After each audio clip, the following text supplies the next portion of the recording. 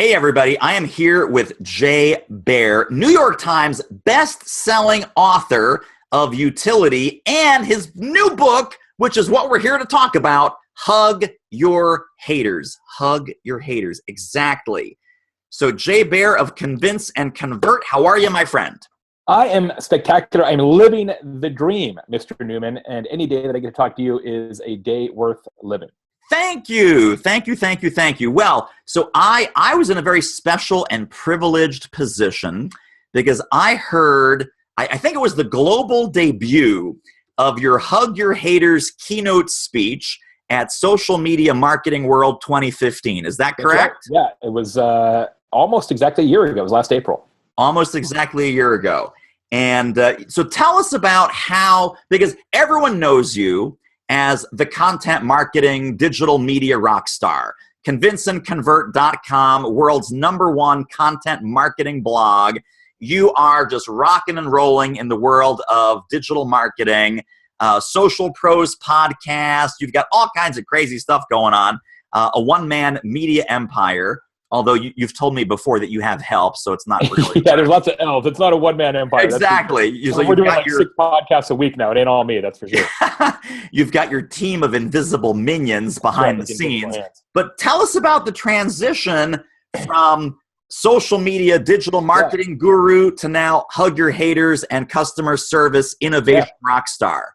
Well, here's the thing. I didn't really set out to go that direction, but in our consulting practice, we kept getting all these questions about, well, how do we balance social media marketing with social media customer service? Or how do we balance social media customer service with traditional customer service? All these kind of questions. And I started to sort of pull the thread on that sweater, and I realized, David, that customer service is being disrupted in the exact same ways that marketing has been disrupted, and for the same reasons. It's mobile, social media, millennial culture, consumer behavior changes. It's the exact same movie that we've seen for marketing now applied to customer service. And I started to realize, my God, there's 500 books or more about marketing disruption, including some by you and I. There's approximately 0 books on customer service disruption. Maybe I should write one. I think and I say this as a marketing consultant, I think we probably put too much time and effort into customer acquisition and not enough time and effort on customer retention. Oh, and there's a great chart in here. I mean, towards the back of the book, I'm going to hold this up because it's so stunning. And you know, I know you know the numbers off the top of your head, but let me pull up the visual on this. This is just stunning to me.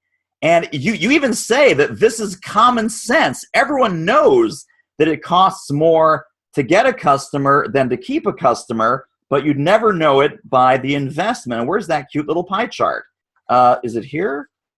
Yeah. Oh my God. Right. So $500 billion versus so $500 billion on marketing, $9 billion on customer service. Yeah. And it's something like a 10-to-1 return on your customer service dollar. And it's really hard. It's increasingly hard to get a return on the marketing dollar.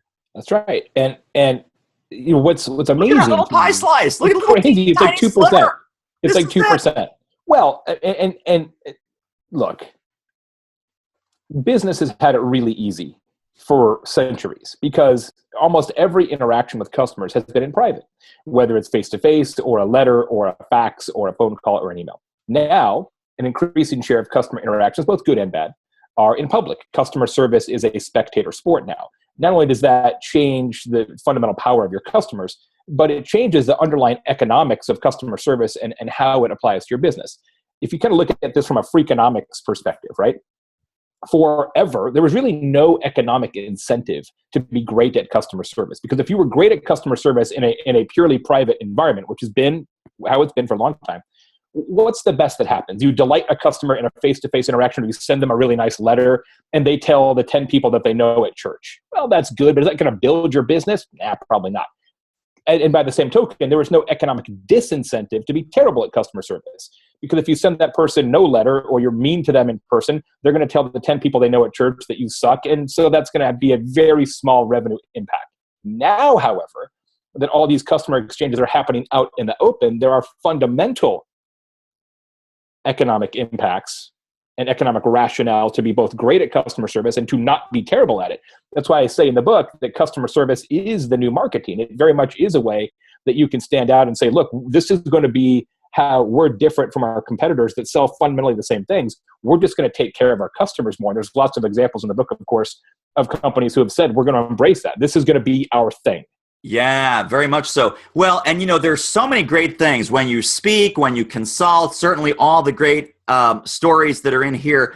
I want to have you just repeat one of the stories because it's so iconic and it's so important. And a lot of companies would totally miss the clue here.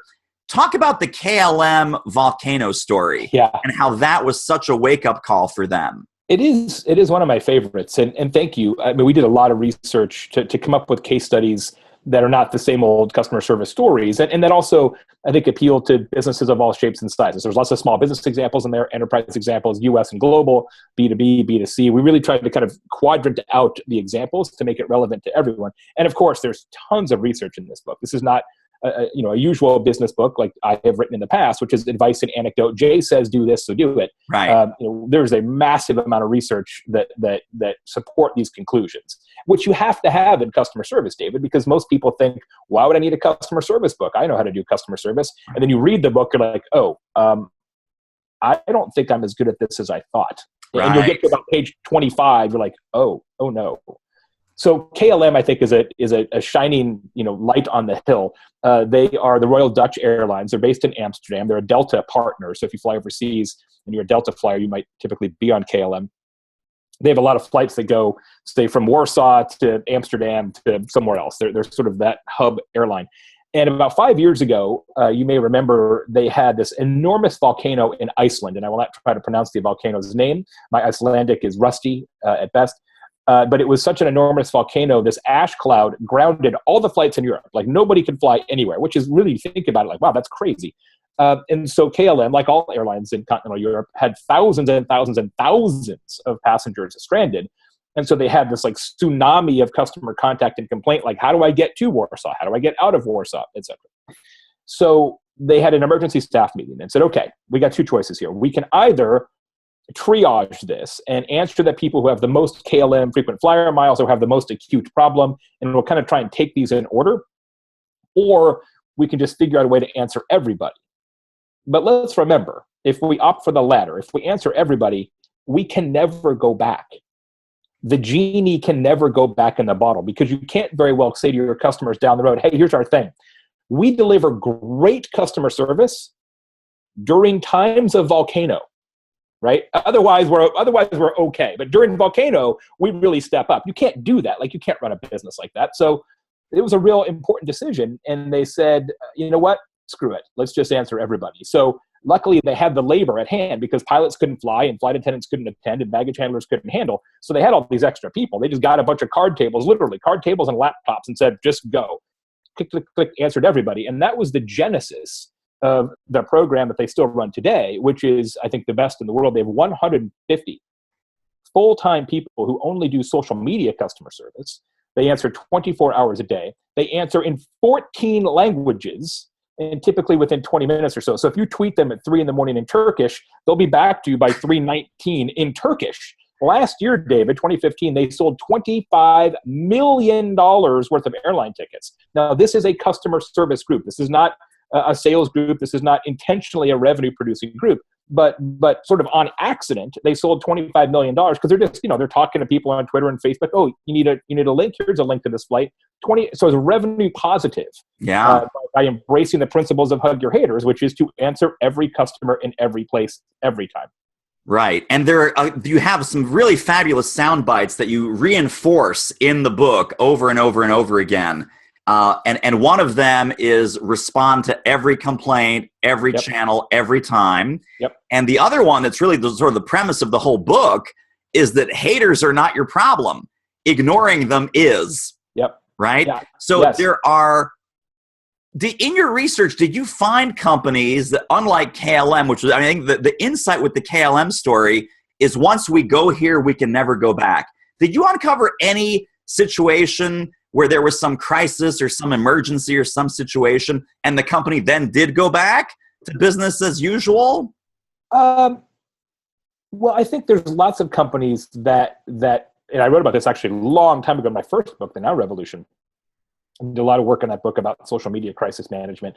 There's a lot of companies now who have a crisis plan. And so when things become disordinary and there's for some reason something that raises the level of complaint or contact or issues, that they have trained and they have a process to say, okay, let's handle this. And then they go back, they flex back down to regular. And that doesn't mean that they change sort of their cultural embrace of customers, but they definitely do have a crisis plan and scenario modeling, which you absolutely should do. Every company should, of any size, because you don't know. I mean, as I said in that book, the reason they call it a crisis is that you didn't see it coming, right? If you knew it was going to happen, it wouldn't be a crisis by definition. And so people say, well, I don't need a crisis plan.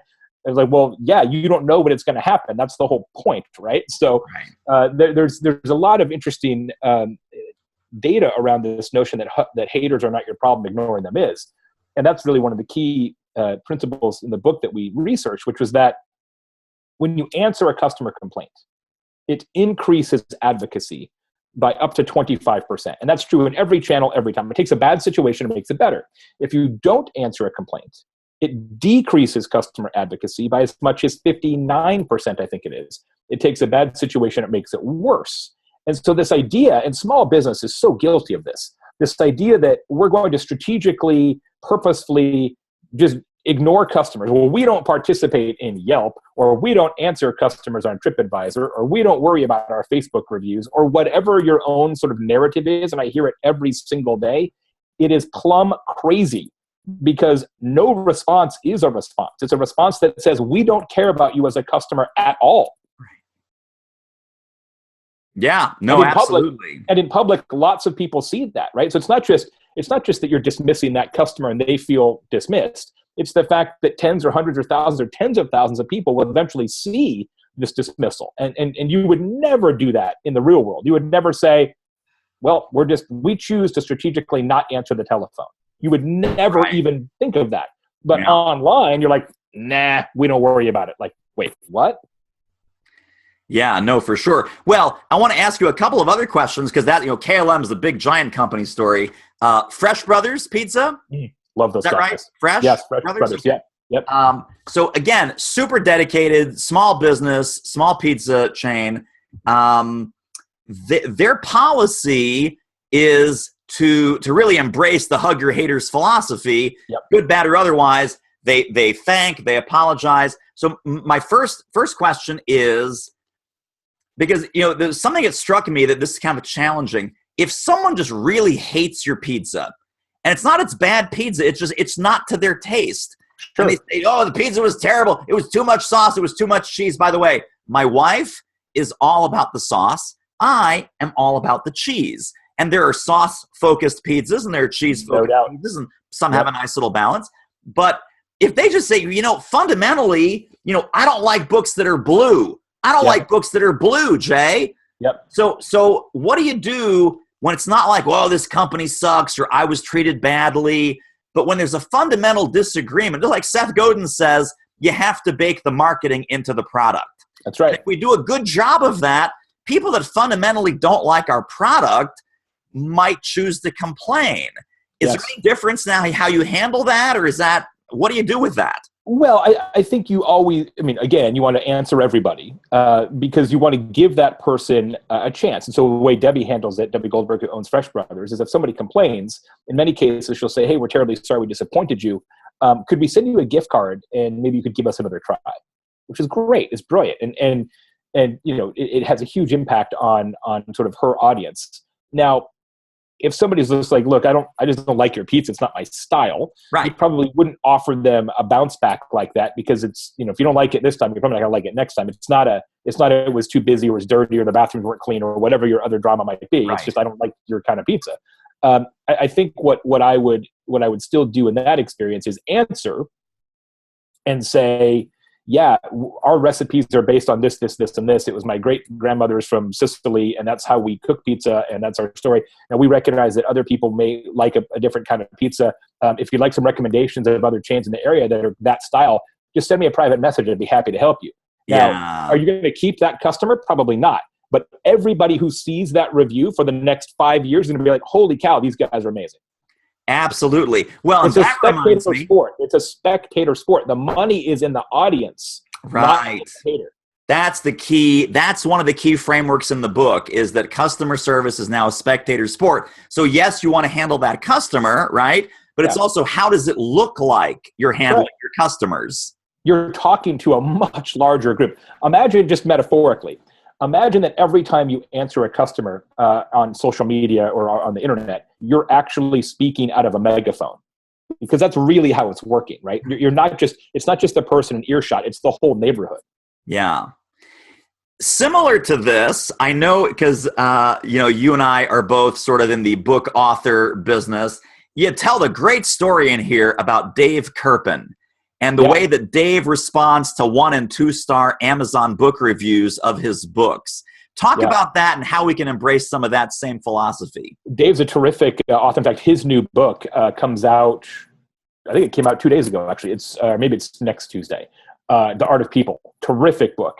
It's sort of a new take on how to win friends and influence people. You'll love it. I really recommend it. Dave Kirpin, Art of People. It's a really excellent book. Awesome. So Dave has written 3 books in the past, I think. Likeable Social Media, Likeable Business, and the third one. And so he does a great thing on Amazon. So when people give him a 1-star review, which doesn't happen a lot, but it happens to everybody. I've certainly gotten 2 or 3 1-star reviews. And sometimes there's like somebody who's never read the book. Obviously, it's like some crackpot. But he says a great thing, which I've now adopted myself. He says, "Hey, I'm terribly sorry the book didn't meet your expectations. Please send me a message. I'll be happy to buy you any book that you like on Amazon. I'm sorry I wasted your money." Right? And when people see that, they're like, wow, this guy stands behind it, right? And I've said that in all the emails, or many of the emails that I've sent to buyers of Hug Your Haters, and I mean it. I'm like, if you get this book and you don't like it, send me a note. I'll be happy to give you your money back. Yeah. I don't care. Absolutely. So let's talk about socks. I love haters socks. And let's talk about, hey, there you go. Let's talk about how I got a pair and how our viewers might still be able to get a pair. Is this still available? Yes. Go to hugyourhaters.com. We talk about it there. Buy a few books for your team, for your clients, for your associates. Look, anybody who has customers is going to learn a lot from this book. I can tell you that firsthand. And as I said, if you don't like the book, let me know. I'll give you your money back. No questions asked. Buy a few copies for people that you know. Give it to them. They will treasure it. Send me your receipt, and I will send you, friends, I Love Hater Socks. There's also a bunch of other stuff. There's an amazing Facebook group that we've got started called the Hug Your Haters Facebook group, which has got 300 people in it already. And it is already the definitive place on the internet to talk about customer service and customer experience issues. It is blowing up, an amazing group, incredibly useful, lots of great tips and tricks there. Yeah. So there's all kinds of cool stuff that I'll send you. Just go to hugyourhaters.com, buy some books, send me your receipt via email, and I'll hook you right up. See, look at that. Look at this guy. Look at this guy. Christmas is coming. Multiple books, people. Easter. It's a terrific Easter gift. This is it. But that's seriously. That's why the book is a pastel shade on the cover, because it's sort of a perfect Easter gift. Yeah, very nice. It's Robin's Egg Blue. Robin's Egg Blue, my friends. Right. Stock up now. And get like a big giant plastic egg and stick one in there. I should have done that. Tell us about what you have planned for the future of the Hug Your Haters movement. And then also, before we get to that, the Hatrix. The Hatrix. Yeah, look at this. Talk about on stage and off stage and how that works. Yeah. And then how that ties into the Hatrix. And yes, it's in every book. David has a loose leaf Hatrix, but there's a poster in every book. Every book includes a poster called the Hatrix. But if you buy them in multiples, Jay will sign your custom Hatrix. I will do it. Just like that. So the Hatrix summarizes all the research that we did for the book. Who complains and where and why and under what circumstances. And then what happens if you answer or don't answer customers in particular channels, phone, email, social media, what have you. What I found in the research that I did with Edison, big research organization, is that there's actually 2 totally separate types of haters based on which channel they use to complain. So you've got off-stage haters, and I call them that because they complain in private, and they use telephone and email. And they are slightly older, slightly less social media savvy, but those demographic differences aren't terribly acute. The other group are the on-stage haters who complain in public, right? They complain Facebook, Twitter, Instagram, Yelp, TripAdvisor, or whatever review sites matter in your industry, and discussion boards and forums. So slight demographic differences, but the big difference between those two is what they expect. So if you complain on the phone or email, you expect a response 90% of the time. You expect, and that's, I'm sure, true in your life, David, and true for everybody. If you email a business, you're like, well, yeah, they're going to email me back. I sure hope so. Like, it's the social contract, right? It's sort of how business has evolved over the last 20 years. And so when you get an email back, you're not like, woo, you're not high-fiving. You're like, well, yeah, of course they sent me an email back. So you have to hug those offstage haters, because if you don't answer an email or you don't return a phone call, the negative impact is considerable. The positive impact is minor because we just expect it now. On the other side, though, this is where the real opportunity is for small business in particular.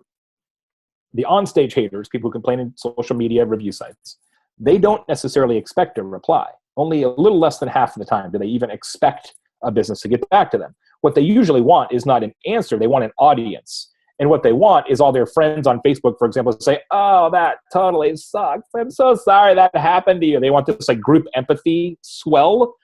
And so they're not really even anticipating businesses to reply, frankly, because most businesses don't. So if you can find those kind of complaints and then jump in there and say, hey, I understand you've got a problem. How can we help you? The impact on that customer's advocacy and loyalty is like unbelievable. It blows their minds and steals their hearts. So that's the real the real key piece for small business is to answer the people who aren't necessarily complaining directly, but are complaining indirectly. That is a huge, huge opportunity.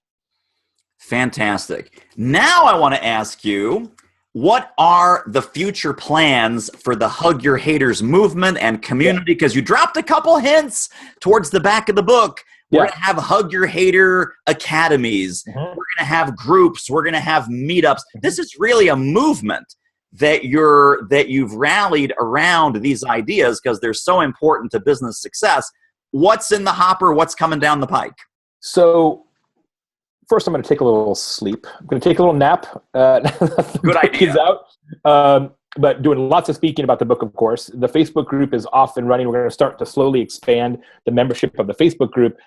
We have a Hug Your Haters, How to Keep Your Customers course, which will be rolling out pretty soon. And it's a 7-module, 55 videos, like a serious big course. That's going to roll out in about 6 weeks, 5 weeks, something like that. Then the next piece, we think we're going to start to do regional Hug Your Haters events and actually go around the country and bring small business people primarily together to talk about customer service issues and how this really works in practice, and kind of workshops and specific examples and all those kind of things. That's the first foray into all that. Very cool. And possibly a Hug Your Haters conference for the big companies? Possibly. You know, I have thought about doing an event for a really long time, and I think we could probably do a good one, but man, it is so all-encompassing to do a big event like that. It's essentially like a book launch, and it requires you to sort of put a lot of your other business on the second burner for a while, and I just don't know. I mean, I would love to do it, but I don't know. It scares me. Fair enough. Fair enough. So in order for you not to be scared watching this at home, you got to get your copy of Hug Your Haters right here, right now. I'll give you your money back. Highly recommended. Risk-free, baby. That's it. And if you want the socks, if you want the signed copy of the Hatrix. True story. I've only got 7 pairs of socks left, okay? 7 socks, people. Yeah, buy 10 books, right? 10 books like I did? I think it's 7 books for socks. Okay. And I only got like 7 pairs left, and then I got to reorder them, and they're out of this. So I can't, there's no more like this. We have to have custom order one. I have a first edition? You do. So the new ones I think are actually going to say Hug Your Haters. And what we're going to try to do is use our logo here, our special mark on the sock. So we actually, the things that I get involved in. So today I'm doing sock design, so like that, I didn't go to school for that.